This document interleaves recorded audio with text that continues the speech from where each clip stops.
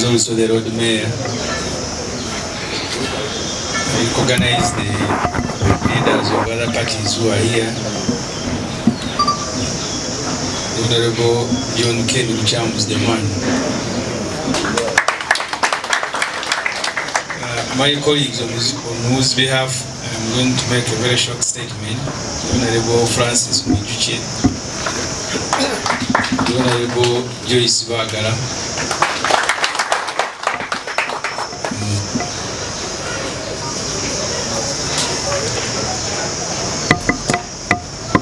I joined the politics in 2010. That's when I took a decision to join politics. I had been employed by Wafula Ogutu before I left. I left Monta and left him there. Then with other colleagues we went to start the Observer. So when I joined the politics, Sarah Eperu, we had met on talk shows, but she was also living in Chireka. So she had a more understanding of the constituency to which I was offering myself. At that time she was also contesting for Ngora. So in fact I ended up missing her in the campaign because she kept commuting between Chireka and Ngora. But she also knew more people in the area because city and town life is very difficult. You may not even know the neighbors. In my village I knew everybody, including newborns. But in Kampala sometimes I return home, there is a function, the neighborhood I am not invited. So she helped me to understand the constituency, initially Chadondo East and eventually Chira municipality. I have seen many of the people from Chira here. She knew all the borders, she knew all the stages, she knew all the special hires. She was interacting with everybody. In fact, if you go to Chireka, her name is Aunt, not Sarah Eperu. So we will, Aunt Sarah, so we will miss her as an area, and my condolence first to the family. To her children, I remember when I was contesting to be an FDC candidate, she brought her children to become FDC leaders because we are raising numbers. There was a girl and a boy, so they became part of the structures. Unfortunately, one of them was away on the time of voting. She had gone to school. So really we struggled together. We may have disagreed one way or the other, which is normal. Me, I disagree with everybody at one time.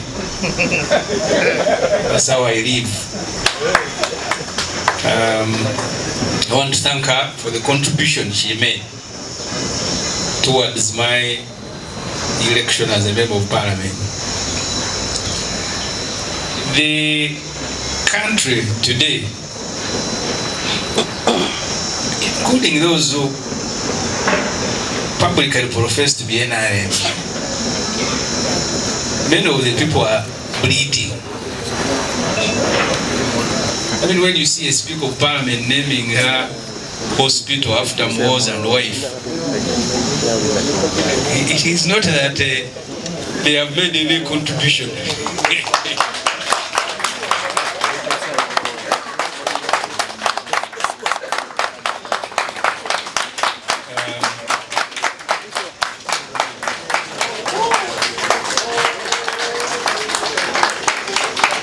I welcome the Honorable Matthias Mpuga.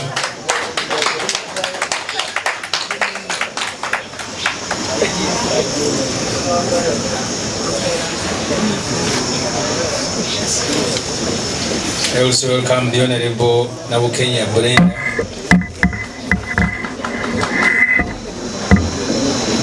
Maybe to give you notice that you came when I was speaking on your behalf with the MPs. The Honorable Matthias Mpuga was the coordinator of Action for Change during Walk to Work. So he's not a stranger here. Most of the planning took place here, and Sarah was a very key participant. He has not said so, but I think you need to understand why he must be here. So I said, when you see a Speaker of Parliament saying this word of my hospital is after Moses Kainerugaba, this one is after the wife, many people need to be liberated. Today in Parliament, we are debating the national budget, starting with the Minister of Foreign Affairs. The Minister of Foreign Affairs was asked about the foreign policy, and he said the President is the chief diplomat, so he knows everything. So I asked him, but we have seen his son threatening to invade Kenya. Then the father calls Kenya to say sorry the following day. In staff embassies in Ethiopia, someone after the son said I support Tigris. You've seen what? So I asked him whether Museveni being the chief diplomat, whether that is also shared by his family member. So we are under family rule. I think the others are just survivors.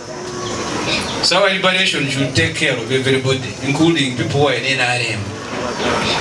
And I am very sure if the Almighty gives me life, I think people in NRM will dance more than those of us when Museveni is finally fallen. Because at least for me, I speak. Then we meet them in the corridors of Parliament, they say, please, sorry for me to say, they are in prison. So I want, on behalf of colleagues, members of Parliament who are here, to salute Sarah Eperu, but also to ask each one of you here to pick courage. We were in tear gas, bullets. Sarah did not die any of those. She has died of something else. Sometimes we fear to do what we are supposed to do because of the fear to die. They are shooting, so I'm going to die. If it is not your day, you will not die. If it is your day, you will die. Many of the victims of the Museveni violence are not actually participants in demonstrations against Museveni. They are bystanders. Some of them are even hiding. One time we were in Kasangat with the doctor. Started firing tear gas, including in kiosks. I saw an old woman with a daughter falling. So we shouldn't fear. We should overcome fear, because if it is your day to die, you will die. That's the courage I want us to pick as we remember Sarah Eperu. I want to thank you very much for listening to me.